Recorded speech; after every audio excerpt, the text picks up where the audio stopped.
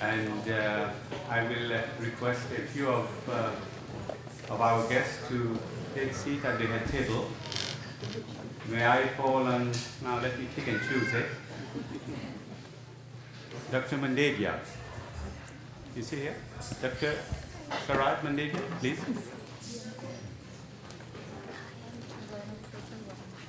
Welcome. I would also like to call on the Mayor of Botwood, Mayor Dean, please. Would you?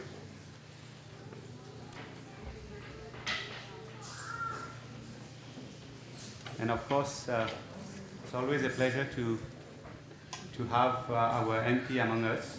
It makes such a big difference to our program. And I would call on Scott Sims to please come forward.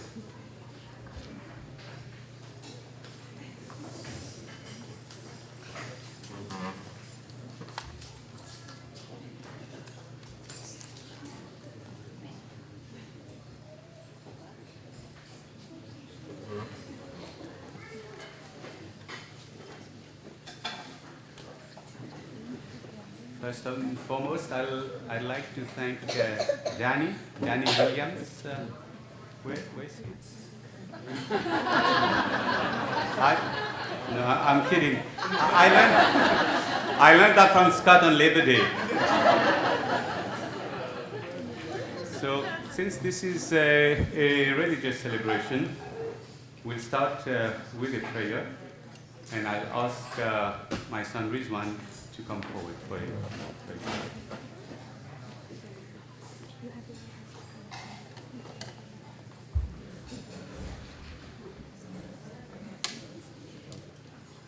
And I'll thank you very much, and welcome again, everybody. Today is the festival of Eid in Canada. Last year, we decided to have the program on a Saturday to meet the needs of people who are coming from outside. We didn't have to do that this time because it fell on a Saturday. And I would like to call on Asifa to remind us what is this festival about, please.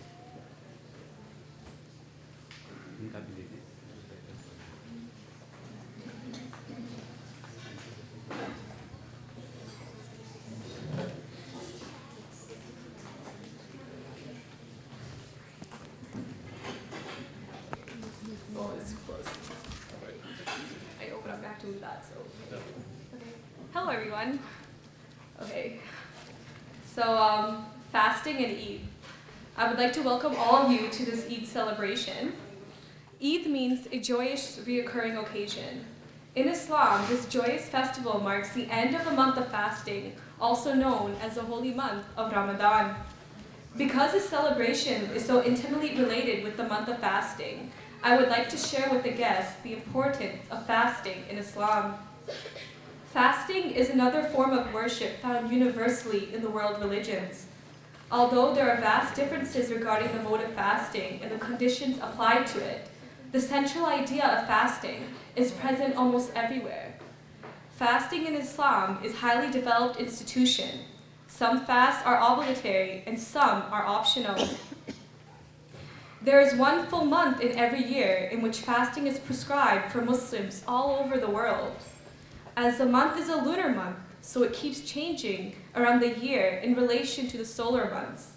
This creates a universal balance for the worshippers. Sometimes the fasting in winter months is easy as far as the days go in comparison to the long winter nights, while during the summer months the days become long and exacting.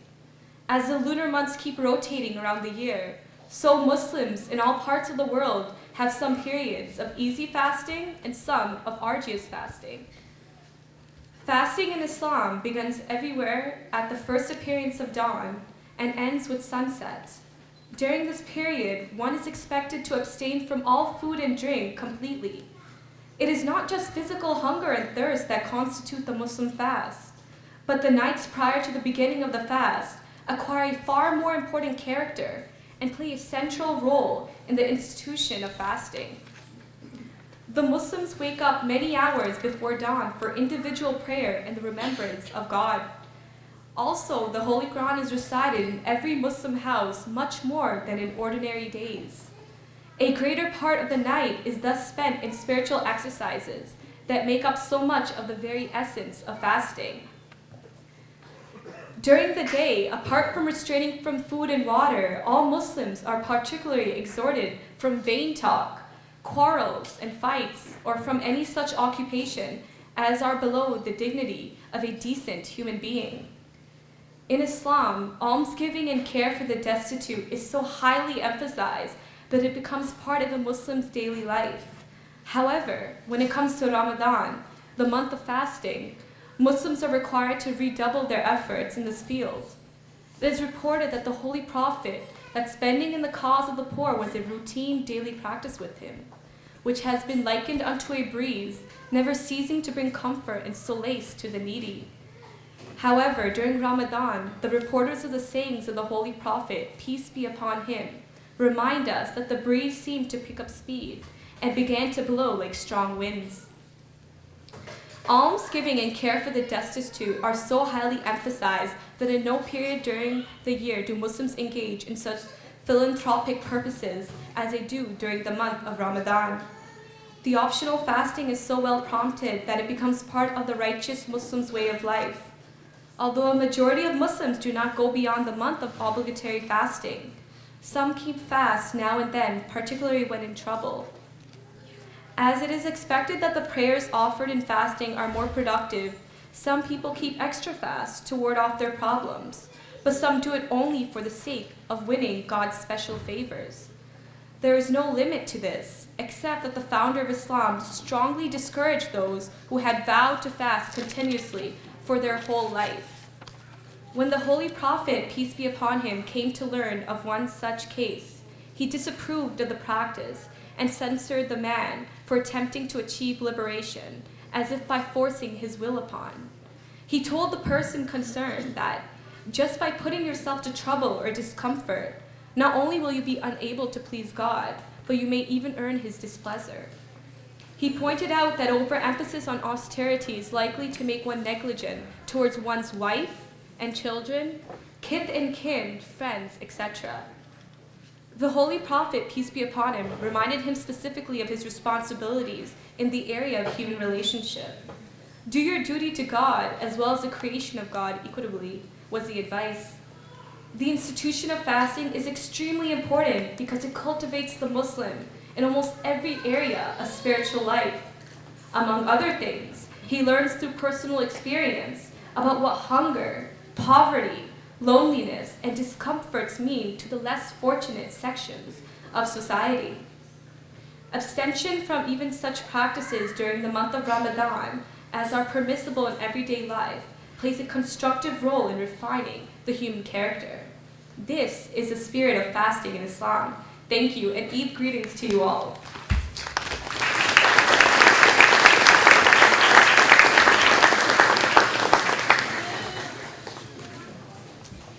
Thank you, Aspa. I hope this was the longest speech, but we'll have a shorter one now. I'd like to call on Dr. Mandevia to have a few words of greeting, please.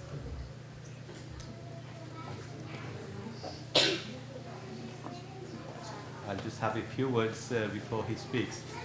I've known Dr. Mandevia for 7 years now, and to many of us over here, especially those who are non-Canadians, when we come to Newfoundland or to Grand Falls, he has always welcomed us very well. But even though I said non-Canadians, he is always welcoming to everybody, Canadians or non-Canadians.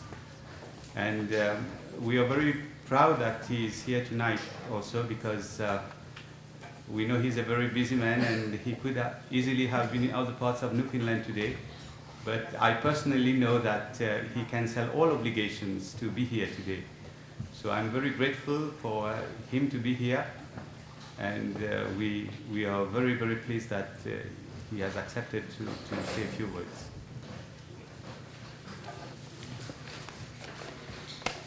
He's very generous with his compliments.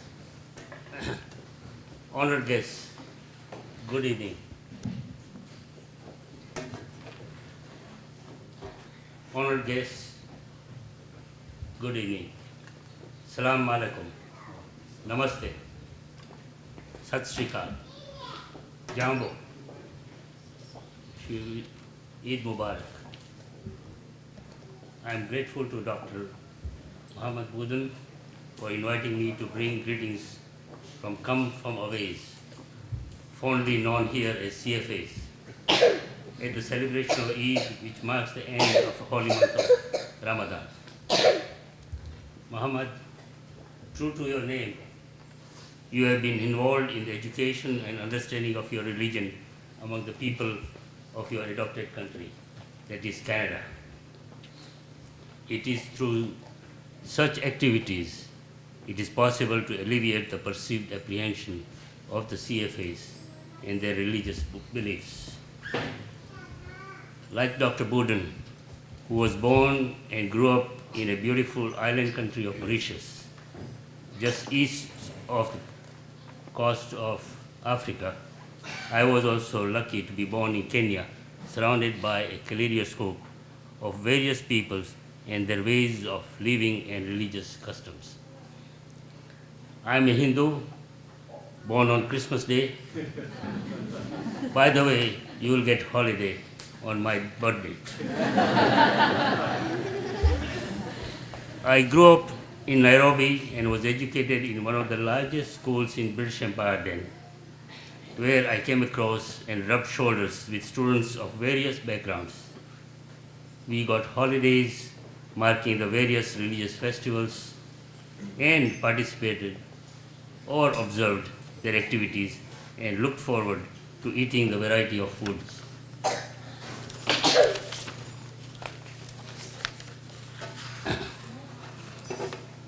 India is the cradle of civilization where many religions originated or were attracted to. Christianity reached India before reaching Rome. Although the percentage of Christians in India is very small, there are more Christians in India than the entire population of Canada. The first ecumenical council to be held outside of Rome was held in Bombay, now known as Mumbai. A few years ago, in one of our visits to India, my wife Lavina and myself visited the port city of Cochin, where Vasco da Gama had landed after finding the sea route to India from Europe, sailing around the southern tip of Africa. In Cochin, we also visited the Jewish enclave, with the oldest synagogue in India, built by the Jews who escaped to India around the year 500 BC. There we saw a signboard that said, "Law offices of Cohen brothers, advocates." We immediately thought of them as the long-lost cousins of the Cohen family of Grand Falls. I have to tell you of the people of the Zoroastrian faith who came to India from Persia, now known as Iran. When they landed in India, the local Maharaja asked their leader as to why they should be allowed in his kingdom, which was already crowded. Their leader asked for a tumbler filled with milk. The leader then added a spoonful of sugar to it and showed that his action added sweet taste to the milk without spilling it. They were permitted to settle, and they have flourished as Parsis, a community of industrialists and philanthropists. Today, although they are a minority as far as the population is concerned, they have opened a large number of charitable hospitals and educational institutions all over India.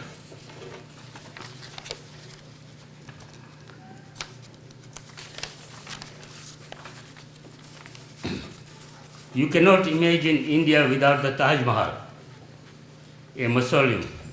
That's a tomb that was built by Shah Jahan, the Muslim emperor, in the memory of his wife Mumtaz. This would have not been the case if the Muslims had not come to India through Afghanistan. They have imparted a flavorful character to the art, the architecture, literature, food, and culture in India. And one of the largest Muslim communities in the world is today coexisting with people of other faiths in India, the largest democracy in the world. I must end by commending Dr. Burdon and his wife Yasmin for organizing and inviting local community members to this celebration of Eid to promote a better understanding of Muslim faith and culture. Khuda Hafiz, God bless you.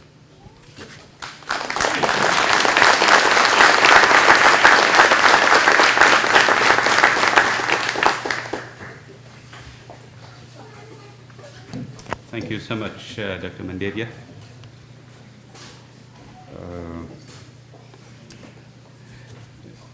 I'm so pleased again to see so many of you over here. I was so worried only a few hours ago, and some good friends of mine reassured me that don't worry, everything will be all right. And I was worried that there would be many tables that would be empty. And I was also worried maybe there would be not enough space, too many people would be standing up.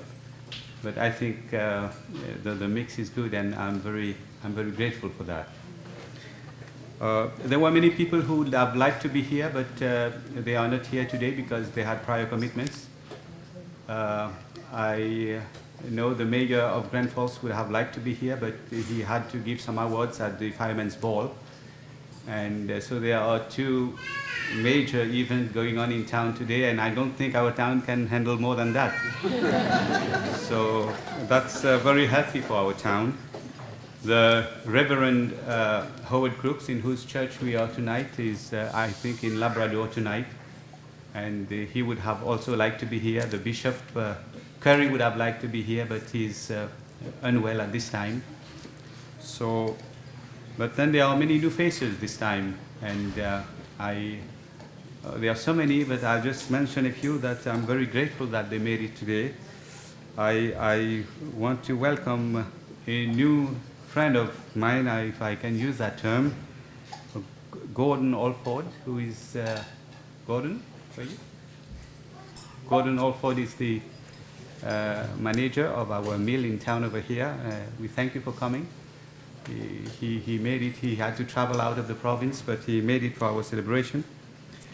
I'm also very pleased to welcome Jeff Kelly, who is the administrator of College of North Atlantic, with his wife. Where are you, Jeff? All right. So thank you for coming. And then there are two. We are very safe tonight, by the way, because we have two chiefs of police with us. So both travel from Gander. We have Sergeant O'Brien, who is the chief of the CMP in Grand Falls, and we have Sergeant Glenn Porter, who is the chief of police of Gander. He's here with his family also, and we appreciate your coming from so far away. So now I will request Mayor Dean to come and have a few words. I have been communicating a lot with Mayor Dean over the week. I was afraid that there would be no mayor tonight, but you know, circumstances have so willed that he was available, and he has accepted this invitation. So we are very pleased that he's here, and he will bring greetings from the town of Boughton. Thank you. Dr. Mandadian, Dr. Burdon, Scott, Counselor, guests, friends all, certainly a pleasure to be here and to be able to bring greetings on behalf of the Deputy Mayor, Councillors, and your friends and neighbours in the town of Botwood. And now that I'm brushed up on the familiarities of why we're here tonight, it's always good to be in a learning experience-filled setting. So again, thanks for the invite. And it's certainly a pleasure to be here and help all of you as you close out the holy month of Ramadan. Thanks again. Have a good night.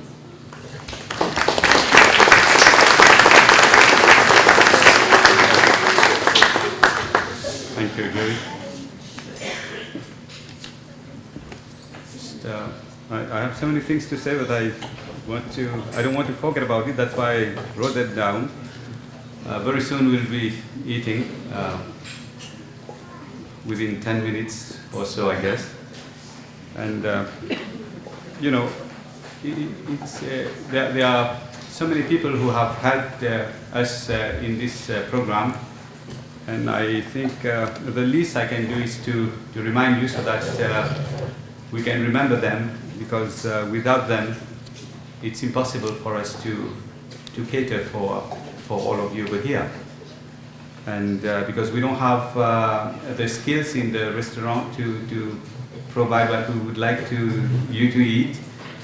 So I'd like to thank Mrs. Mandevia, Lavina Mandevia, who I know has cooked, and you will taste of her cuisine. Then there is Mrs. Manhas. She has also contributed a lot. Diane Bradbury has been working very, very hard in the past week to make sure everything is in line, that all the balloons are in place. And also she has cooked. Then I was not supposed to mention these two names, but I can't help it. There are two people, two friends of mine. One came far away from Carbonia, Dr. Rahim and his spouse. They have also prepared the chicken. And then we have Dr. Khalid Mahmoud, who came from St. John's. He has been here almost every year for the past 6 years now. And he has also prepared some meal. So having said that, I would invite our MP, Scott Sims, who has graciously accepted this invitation. It's always good to have Scott around, and he promised he would come, and promise made, promise kept. So that's good for a politician. So we'll have him come here and greet us, please.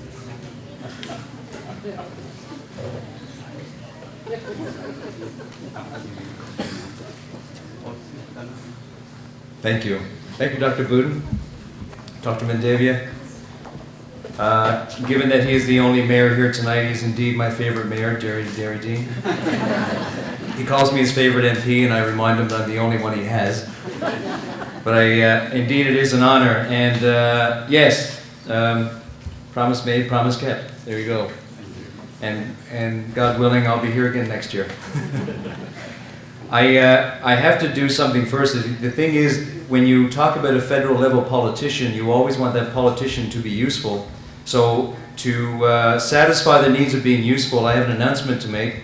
For someone who owns the white Saturn, license plate ARN 533. That's a white Saturn, ARN 533, your lights are on. So I think with that. Again, thank you. This is a great honor for me. It was the first time I came last year, and it certainly is a greater honor this time.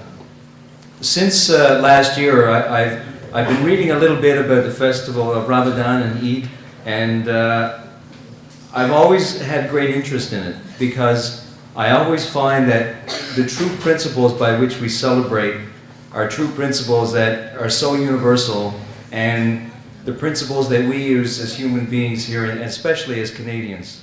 We are a multicultural society, one that is sharing, incredibly giving. I think that we have so much to give the world that it's absolutely incredible, and that's the major reason why we have such a great reputation.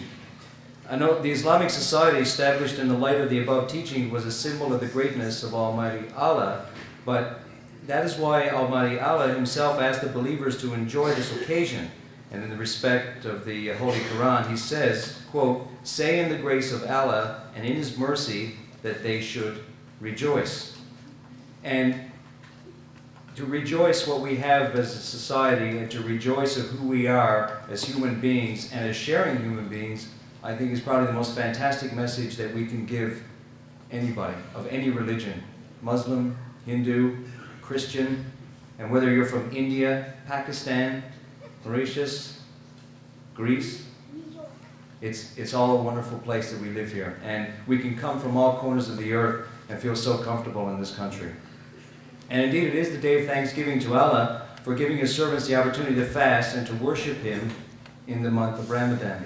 And Islam, it wants all the Muslims and all rich or poor that they should enjoy Eid and in the spirit of giving, share the wealth. And that is such an incredible message. And that is the chief reason why I come here today. And on behalf of the constituents of Bonavista Vista Gander Grand Fallswindsor, I give you greetings and thank you again, Dr. Budden, who I'm sure a lot of people here would agree with me that Dr. Budden is probably one of the most pleasant persons you'll ever meet in your life. So thank you again, sir, and I thank you all for having me.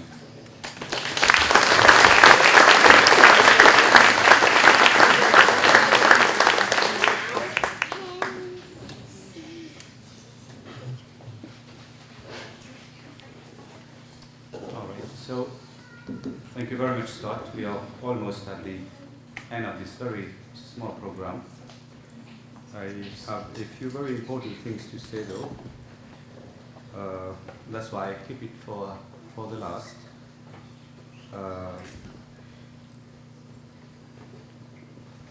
The municipality, our town, Janice Eisenhower O'Reilly is here, our councilwoman, and we are very pleased that you're here. I wanted to make sure I don't forget to say that. I also want to thank Wayne Callahan. I think he's out of sight, but not out of mind. No, he's inside. He's the one who has fried the fish, and he has been working all day, and he did a great job, so we are very thankful. Two things more. Because there is, we have a variety of dishes, so this year we decided that we'll have vegetable lasagna. So I say I'll cater that from Mount Pigeon Hotel. And so we did, but I didn't hear from them. So a couple of days ago, I called Karen, whom I know and works there, and I asked her whether she still remembers that we have lasagna. I told her for about 150 people. So she called, she said, yeah, we didn't forget, but there's only one string attached, if you would. She said, we'd like to give it to you as a gift. We don't want to charge you anything. So that touched me because I know the giving hand is better than the receiving hand. They were the giving hand this time, and it touched me a lot. I say I should make that announcement and thank Mount Pigeon for that gesture. And last but not the least, though, I want to thank my friend Dr. Dogar, who stood by me at this very important function of ours. So I'm not the only host, he's the co-host with me.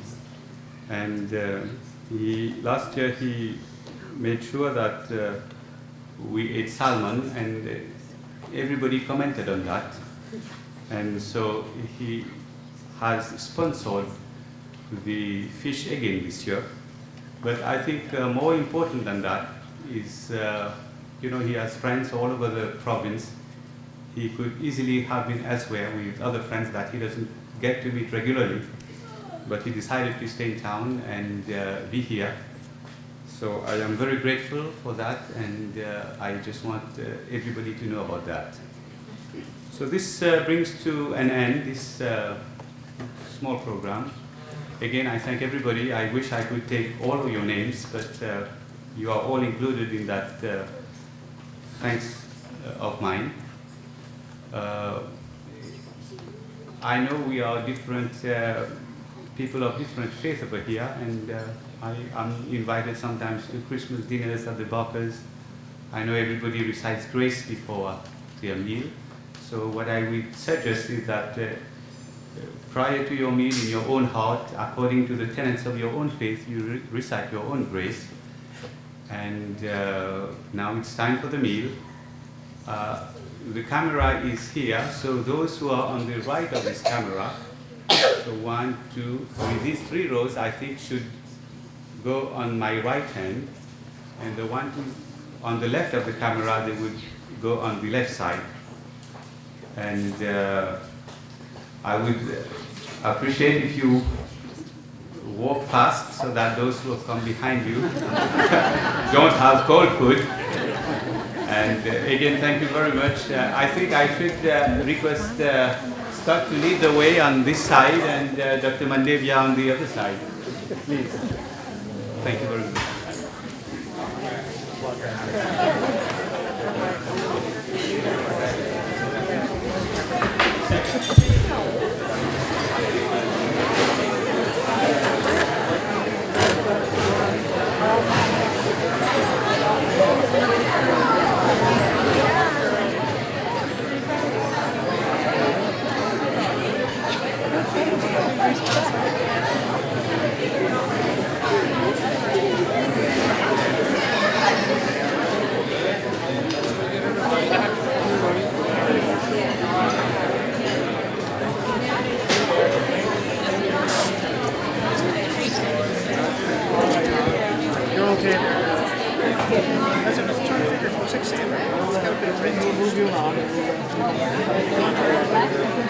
That's it? Yeah, just in case. I think so.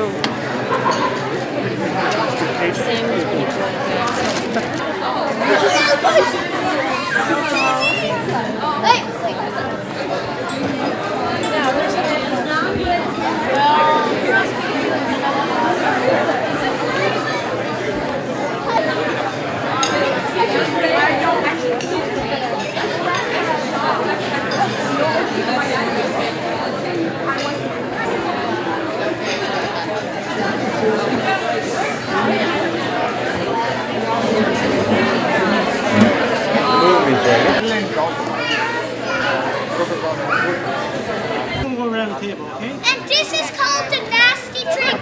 We use it every year. We need to get some of this. Look at that. Yeah. Shit.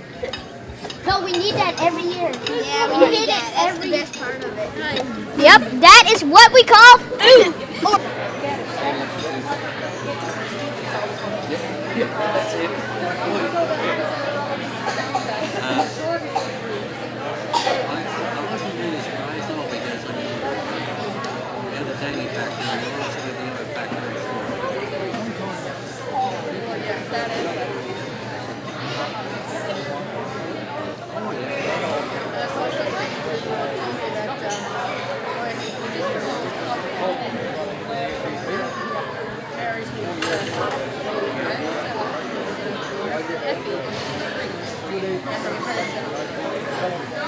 Married.